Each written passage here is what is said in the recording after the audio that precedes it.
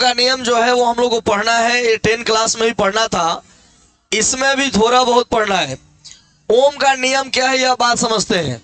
ओम ने कहा कि अगर किसी चालक का भौतिक जो विकृति है जैसे ताप इत्यादि हो गया, तो अगर हम ताप को नियत रखते हैं, उन्होंने कहा कि अगर आप प्रैक्टिकल करना चाहते हैं तो टेम्परेचर अगर 30 डिग्री सेल्सियस है तो बराबर मेंटेन करके रखिए 30 डिग्री सेल्सियस।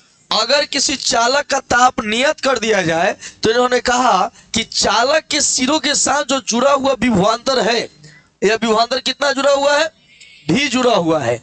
मान लेते हैं कि भी विभवांतर देने से इस चालक में धारा कितना बढ़े, आई। तो यही ओम ने कहा कि किसी नियत ताप पर किसी चालक में प्रवाहित धारा, चालक में प्रवाहित धारा जो होता है वह चालक के सिरों के बीच उत्पन्न विभवांतर के सीधे समानुपाती होता है।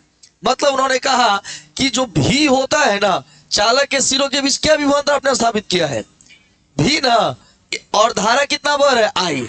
इन्होंने कहा कि भी आई के क्या होगा, समानुपाती। माने चालक के सिरों के बीच का जो विभवांतर होगा ना, वह चालक में प्रवाहित धारा के क्या हो जाएगा, समानुपाती। समानुपाती का मतलब क्या होता है कि अगर हम विभवांतर बढ़ाएंगे तो धारा का मान भी बढ़ेगा, अगर हम विभवांतर घटाएंगे तो धारा का मान भी घटेगा। इस तरह से क्या हो रहा है, इस तरह से जो है हम देख पा रहे हैं भी बराबर, इसको हटाएंगे तो बराबर का चिन्ह लिखेंगे ना, लेकिन कोई ना कोई समानुपातिक नियतांक लिखा जाता है।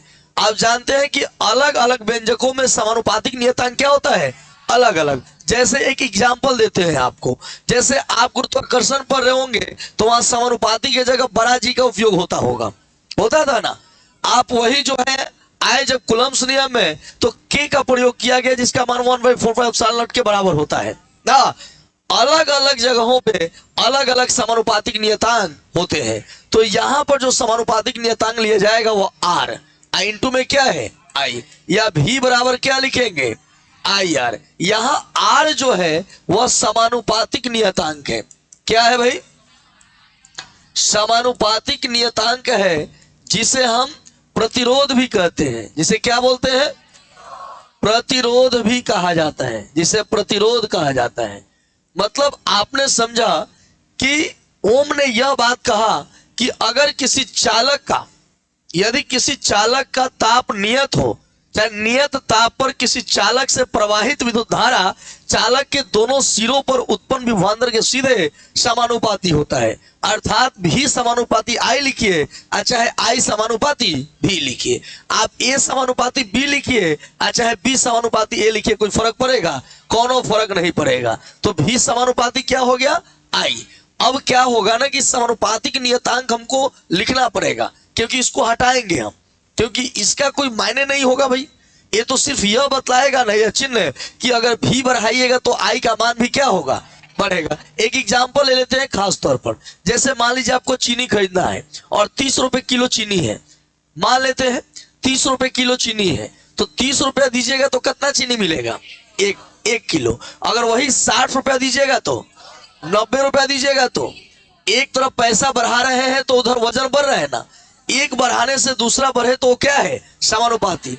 ओम ने इसी बात को कहा कि भाई चालक के सिरों के जो बीच जो विभवांतर उत्पन्न होगा ना, वह चालक में प्रवाहित धारा के क्या होगा, माने धारा डिपेंड करेगा विभवांतर पर या विभवांतर डिपेंड करेगा धारा पर। ऐसे कह सकते हो कि अगर हम वोल्टेज बढ़ाएंगे तो धारा भी क्या होगा, बढ़ेगा, और वोल्टेज कम होगा तो धारा भी।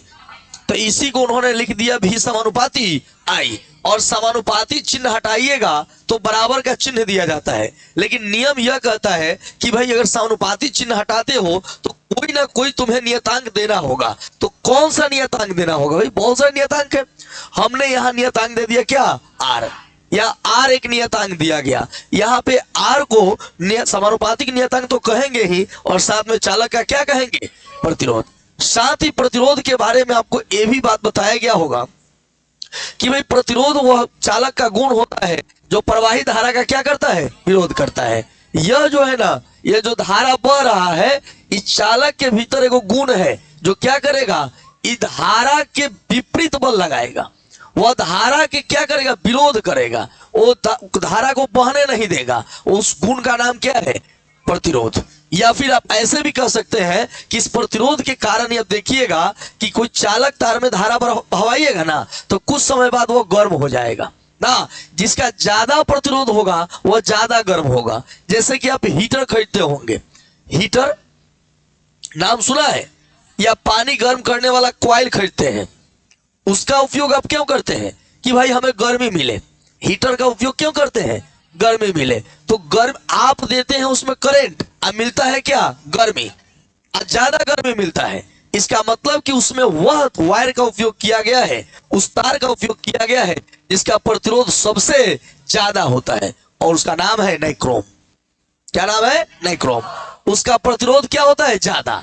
अब प्रतिरोध होगा ज्यादा तो विद्युत बह रहा है, अब प्रतिरोध हार्ड है, माने बॉल लगा रहे एकदम हार्ड, तो दोनों में टक्कर होगा ना भाई, तो क्या होगा, गर्मी उत्पन्न होगा, उष्मा उत्पन्न होगा, माने वो विद्युत ऊर्जा को कन्वर्ट कर देगा किसमें, उष्मीय ऊर्जा में। माने प्रतिरोध का एक गुण भी है, प्रतिरोध तो धारा को बहने से रोकता ही है, और दूसरा इसका गुण क्या है कि विद्युतीय ऊर्जा को उष्मीय ऊर्जा में बदल देता है। तो प्रतिरोध किसी चालक का वह गुण होता है जो विद्युतीय ऊर्जा को उष्मीय ऊर्जा में बदल देता है। कंफर्म हो, क्लियर हो, और यही बात हम लोग को लिख देना है। और आज फिजिक्स के बड़े बड़े पॉइंट साबित होंगे।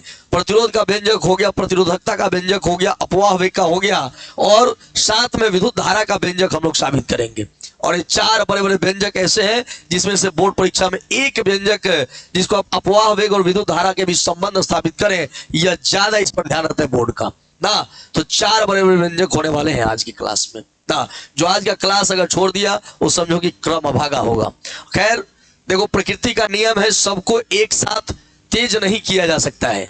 एक ही शिक्षक पढ़ाएगा लेकिन उसमें कुछ आगे निकल जाएगा और कुछ पीछे छूट जाएगा।